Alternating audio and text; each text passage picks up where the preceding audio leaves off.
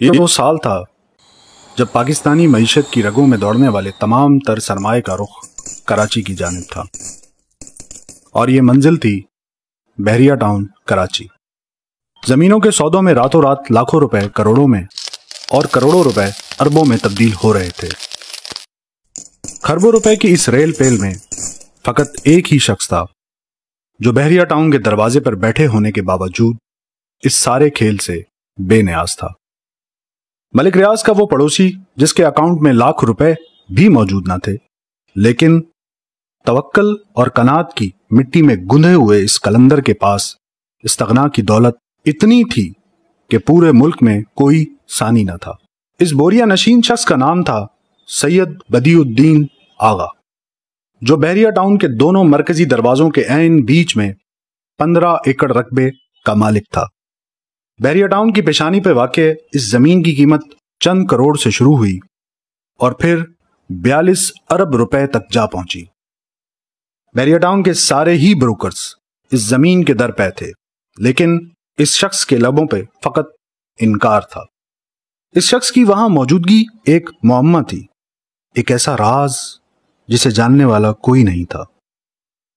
بحریہ ٹاؤن کے اندر 26 کلومیٹر طویل شاہراہ بچھائی جا چکی تھی، اور اس جنا کمرشل میں فقط 500 گز کے پلاٹ کی قیمت 14 کروڑ روپے تک پہنچ چکی تھی۔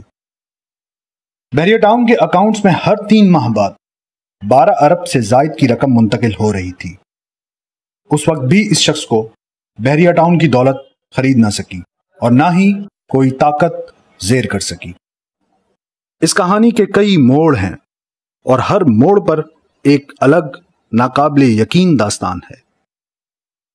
یہ ایک نئی دنیا کی کہانی ہے جو ظاہری آنکھ سے قدرے اوجل ہے۔ یہاں ایک طرف کنکریٹ کی بلند و بالا عمارتیں ہیں اور دوسری طرف توکل، اخلاص، علم و حلم میں گندی چھوٹی سی بستی ہے۔ یہاں کے فرش سنگ مرمر کے نہیں، لیکن وہاں چلتے قدم گویا آسمان کو چھوتے ہیں۔ یہ دو دنیاؤں کی اپنی اپنی انتہا ہے، جہاں ایک طرف مال و اسباب کی ہرس ہے اور انہیں گن گن کر جمع کرنے کی ہوس ہے، تو دوسری جانب ان سے مکمل برات۔ اس کہانی کی ابتدا ہوتی ہے 1996 سے، جب سید بدیع الدین آغا کے والد محمد علی آغا سفر کے دوران سپر ہائی وے پر واقع ایک ہوٹل پر چائے پینے کے لیے رکے۔ اس ہوٹل کے برابر میں 1 ایکڑ کے پلاٹ پر علم لگا ہوا تھا۔ اس پلاٹ کے مالک امجد علی نقوی بھی وہاں آ گئے۔ کچھ دیر کی گفتگو کے بعد کہنے لگے، آغا صاحب، اس پلاٹ پر میرا ارادہ امام بارگاہ بنانے کا تھا۔ اب یہ جگہ آپ کے حوالے ہے اور آپ جو چاہیں اس پر تعمیر کریں۔ آغا محمد علی نے اس پلاٹ پر مدرسہ قائم کرنے کا فیصلہ کیا۔ اس وقت یہاں دور دور تک آبادی کا نام و نشان نہیں تھا۔ پانی، بجلی، گیس سمیت کوئی بنیادی سہولت میسر نہ تھی۔ بدیع الدین آغا 14 سال حرم شریف میں گزارنے کے بعد کچھ عرصے پہلے ہی وطن واپس آئے تھے۔ انہوں نے اپنے والد سے کہا کہ یہاں کون پڑھنے آئے گا، اور جو دور دراز کے گوٹھ ہیں مجھے تو ان کی زبان بھی نہیں آتی۔ آغا محمد علی نے کہا، وقت آئے گا یہاں شہر آباد ہوگا۔ والد کے حکم کی تعمیل میں بدیع الدین آغا چند طالب علموں کے ساتھ کچھ عرصے میں واپس یہاں لوٹے اور خیموں میں اپنی رہائش اور مدرسہ قائم کر لیا۔ یہاں پینے کو بورنگ کا کڑوا پانی میسر تھا یا پیٹرول کا وہ بو والا پانی جو ٹینکر واپسی پر حیدرآباد سے بھر کر ان کے لیے لاتے تھے۔ ویران و بیابان علاقے میں زندگی انتہائی تکلیف دہ تھی۔ کچھ عرصے بعد ہوٹل کے مالک نے مسجد کے لیے اپنی جگہ عطیہ کی۔ شدید گرمیوں کی ایک انتہائی گرم دوپہر تھی۔ آغا محمد علی چونے سے مسجد کے لیے نشان لگا رہے تھے۔ کسی نے ازراہ مذاق کہا کہ آغا صاحب، اتنی بڑی جگہ پر کس لیے نشان لگا رہے ہیں؟ یہاں تو ڈھونڈنے سے بندہ نہیں ملتا، نماز پڑھنے کون آئے گا؟ آغا محمد علی کا چہرہ دھوپ کی شدت سے سرخ ہو رہا تھا۔ انہوں نے مخاطب کو دیکھا اور کہا، وقت آئے گا، یہ جگہ نمازیوں کے لیے تنگ پڑ جائے گی۔ اگلے 12 سالوں میں ہوٹل کے مالک کے علاوہ امجد علی نقوی نے بھی اپنی زمین آغا صاحب کو فروخت کر دی۔ اب وہ یہاں 15 ایکڑ رقبے کے مالک تھے۔ 2007 میں جب آخری زمین خریدی تو بیانے کے لیے آغا صاحب نے اپنی ایک پرانی گاڑی فروخت کر کے 2 لاکھ روپے ادا کیے۔ بقیہ رقم کی ادائیگی کا کوئی ذریعہ نظر نہیں آتا تھا۔ اسی اثناء میں آغا صاحب عمرے کی ادائیگی کے لیے گئے، روضہ رسول پر حاضری دی اور کہا، نانا جان، بیانے کی رقم دے چکا ہوں، بقیہ ادائیگی کے لیے میرے پاس کچھ نہیں ہے۔ مسجد سے باہر نکلے تو کسی شخص نے آواز دی اور پوچھا کہ کس پریشانی میں ہیں؟ آغا صاحب نے پہلے منع کیا، پھر خیال آیا کہ ابھی روضہ رسول پر پریشانی کا اظہار کر رہے تھے اور ابھی انکار کر رہے ہو۔ آغا صاحب نے اپنی پریشانی بالآخر بتا دی۔ وہ شخص کچھ ہی دیر بعد واپس لوٹا اور پوری رقم نقد حوالے کر دی۔ 2013 میں جب بحریہ ٹاؤن کی تیاریاں شروع ہوئیں تو گاؤں گوٹ خالی ہوتے چلے گئے۔ جس کی جو قیمت تھی وہ اس نے وصول کی، لیکن یہ مسجد اور مدرسہ اپنی جگہ موجود رہا۔ لالچ اور خوف کے ہتھ کنڈے یک کے بعد دیگرے آزمائے جاتے رہے، زمین کی قیمت بڑھتی چلی گئی اور بات کروڑوں سے اربوں پر چلی گئی، لیکن آغا صاحب کا انکار اقرار میں نہ بدل سکا۔ یہ وہ وقت تھا جب اس ویرانے سے ذرا پرے ناردرن بائی پاس پر آئے روز مبینہ پولیس مقابلوں میں لوگ مارے جا رہے تھے، اور ان کا سرغنہ بحریہ ٹاؤن کے لیے زمین خالی کرانے کا غیر اعلانیہ ذمہ اٹھائے ہوا تھا۔ بحریہ ٹاؤن اور زمین کے مالک میں یہ کشمکش چلتی رہی، اور کوئی 3 سال قبل بحریہ ٹاؤن کی انتظامیہ زمین کی خریداری سے دستبردار ہو گئی۔ بحریہ ٹاؤن یہ قیمتی ترین جگہ کیوں نہ لے سکا؟ آغا صاحب نے یہ جگہ کیوں فروخت نہ کی؟ تصفیہ کیسے ہوا؟ ان سوالات کے جوابات کے لیے آغا صاحب نے بات کرنے سے معذرت کر لی۔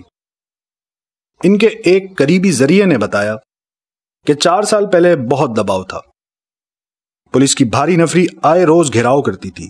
آخری دفعہ جب پولیس نے بھاری مشینری کے ساتھ گھیراؤ کیا تو آغا صاحب نے کہا کہ ہم اہل بیت کو اللہ نے مظلوم بنایا ہے اور ہم قیامت تک مظلوم رہیں گے، اسی میں ہماری کامیابی ہے۔ لیکن آپ یہ ذہن میں رکھیں کہ ظلم کا نتیجہ اچھا نہیں ہوتا۔ اس دوران آغا بدیع الزماں عمرے کی ادائیگی کے لیے روانہ ہو گئے اور وہاں سے پیغام بھجوایا کہ بحریہ ٹاؤن والوں سے بات کریں۔ یہاں موجود مدرسہ کے منتظمین نے ملاقات کی کوشش کی، لیکن انہیں ملاقات کا وقت نہیں دیا گیا۔ عمرے سے واپسی کے بعد آغا صاحب حج کے لیے چلے گئے اور وہاں سے دوبارہ پیغام بھجوایا کہ ہمارا فیصلہ ہو چکا، اب کسی سے رابطہ کرنے کی ضرورت نہیں۔ حج سے واپسی پر بحریہ ٹاؤن کی طرف سے رابطے شروع کیے گئے، لیکن آغا صاحب نے معذرت کر لی اور کہا کہ ہمارا فیصلہ ہو چکا۔ کچھ دنوں بعد آغا صاحب کو پیغام آیا کہ ملک ریاض ملنا چاہتے ہیں، لیکن سیکیورٹی کے مسائل کے باعث مدرسہ نہیں آ سکتے، آپ بحریہ ٹاؤن آ جائیں۔ آغا صاحب نے حامی بھر لی۔ ملاقات شروع ہوئی تو ملک ریاض نے کہا کہ آپ کیا چاہتے ہیں؟ آغا صاحب نے کہا آپ بتائیں آپ کیا چاہتے ہیں؟ ملک ریاض نے کہا کہ مجھے یہ زمین درکار ہے۔ آغا صاحب نے کہا کہ جب میں عمرے پر گیا تھا تو مجھے کہا گیا اس معاملے پر آپ سے بات کروں، اس وقت شاید میں یہ زمین دے دیتا، آپ نے ملاقات نہیں کی۔ بعد میں حج پر گیا تو یہ کہا گیا کہ زمین فروخت نہیں کرنی، فیصلہ ہو گیا ہے۔ اب آپ اگر 1 انچ کے بدلے 1 کروڑ روپے بھی دیں تو ہم یہ زمین فروخت کرنے پر تیار نہیں ہیں۔ اگر بزور قوت لینا چاہیں تو ہم اپنی چادر کاندھے پر ڈال کر چلے جائیں گے۔ یہ زمین آپ کو مبارک ہو، ہمیں 1 روپیہ بھی درکار نہیں۔ ملک ریاض نے یہ سن کر خاموشی اختیار کر لی اور کچھ دیر کے بعد کہا کہ ہمارا اس زمین پر کوئی دعویٰ نہیں اور نہ کبھی آئندہ آپ کو شکایت ہوگی۔ یوں 5 سال سے جاری یہ تنازع 5 منٹ میں ختم ہو گیا۔ یہ مسجد و مدرسہ اپنے وسیع احاطے کے ساتھ آج بھی اپنی جگہ پر موجود ہے۔ بحریہ ٹاؤن کی طرف سے اپنے اس پڑوسی کو فلٹر شدہ پانی اور بجلی مفت فراہم کی جا رہی ہے۔ بحریہ ٹاؤن کے سامنے اب 3 دروازے ہیں۔ 2 پرشکوہ دروازے اس وسیع دنیا کی طرف کھلتے ہیں، جہاں دولت کے رنگ ہیں، شان و شوکت ہے، تمکنت ہے، راحتیں اور آسائشیں ہیں۔ اور درمیان کا سادہ سا دروازہ اس چھوٹی سی پروقار دنیا کی طرف کھلتا ہے، جہاں استغنا کی دولت ہے، توکل کی تونگری ہے، فقر ہے، قناعت ہے، سکون اور سکینت ہے، اور یقین جانیے اس گوشے میں راحت ہی راحت ہے۔